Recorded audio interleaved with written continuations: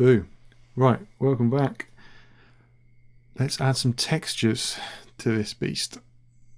Before we do that though, I'm going to go to the word layer 1, double click in there and type in cut out, as that's what we've done. And this is really good practice. Label all your layers. If you're working in a team or you give your files over to someone else and you've got stuff like layer 1, 2, 3, 4, layer 294, people will think you're a twat and they'll be really annoyed with you and it will affect your work. I can't tell you how important that is.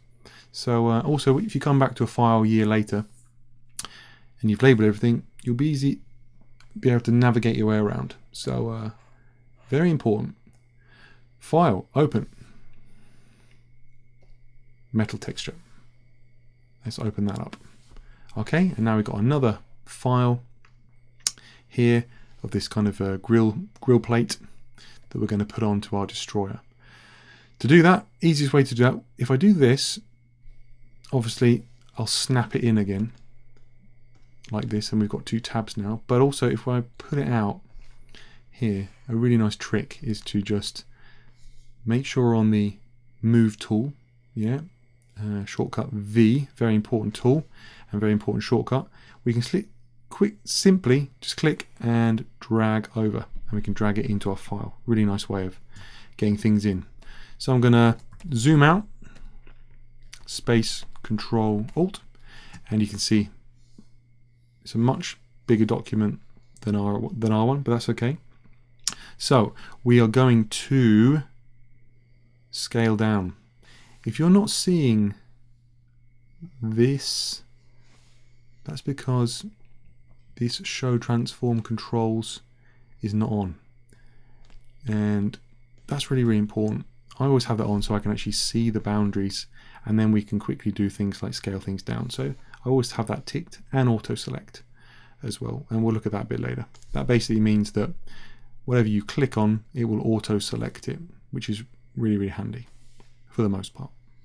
So to scale down, we get that diagonal arrow, we hold down the shift key and we click and we drag it down to size, and then we can move it into place. If we don't hold shift, then we can scale things kind of any which way we drag, but often that might ruin the pattern and it might ruin the overall look of the image. So if we hold shift, it keeps things scaled. When we're happy with that, we can click this little arrow, a tick key, sorry, and that will seal it. We can press the enter button or we can double click, and that basically seals that transformation.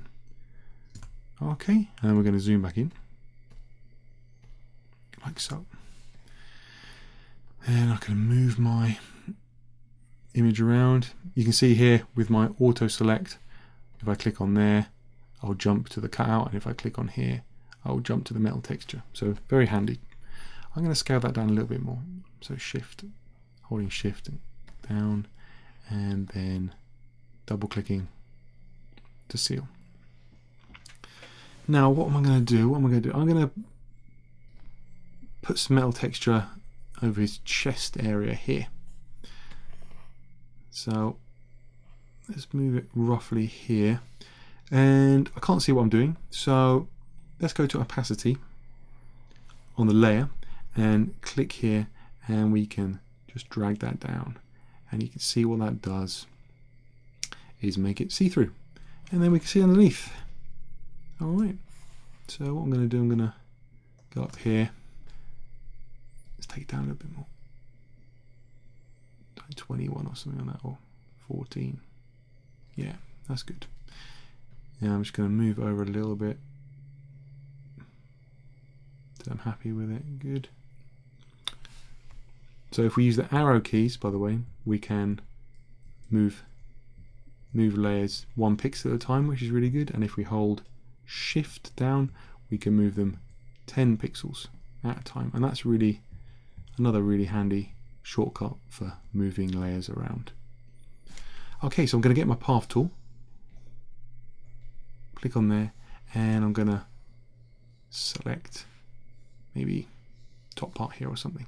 So let's zoom in a little bit so I can see what I'm doing, and move around, and we're just going to follow that dark line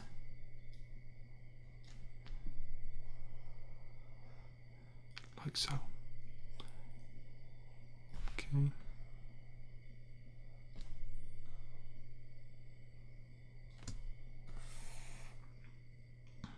Move things around.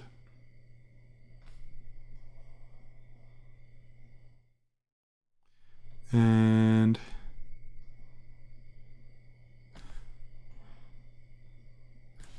that's it. Keep moving, click and drag, click and drag.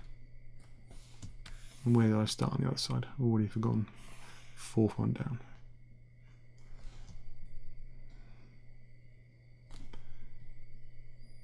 I'm gonna go there. Like so.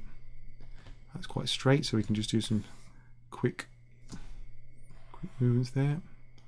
Click and drag, and complete the shape. All right, so I can move that back. Zoom out a little bit more. So nice selection there. Let's go over to our paths. See, we've got our original one up there that we named, and we've got the new one.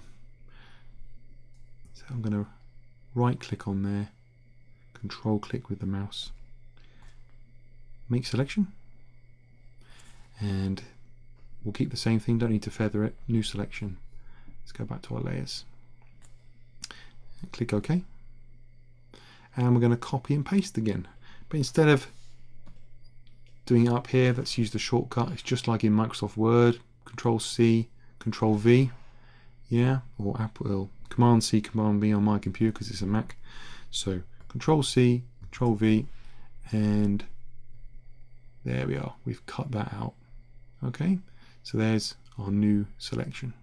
So I'm going to take that metal texture there. I'm just going to hide it, and then we've got a nice plate.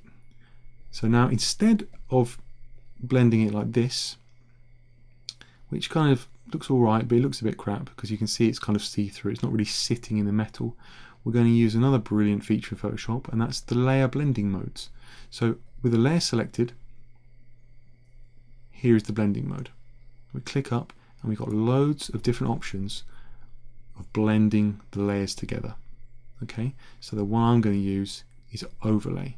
And if I click on overlay, we should get a really nice effect.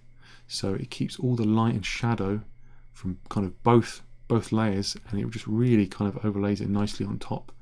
So it really sits nicely on our machine. Okay, and you can see it really fits in well. So that's overlaying a texture.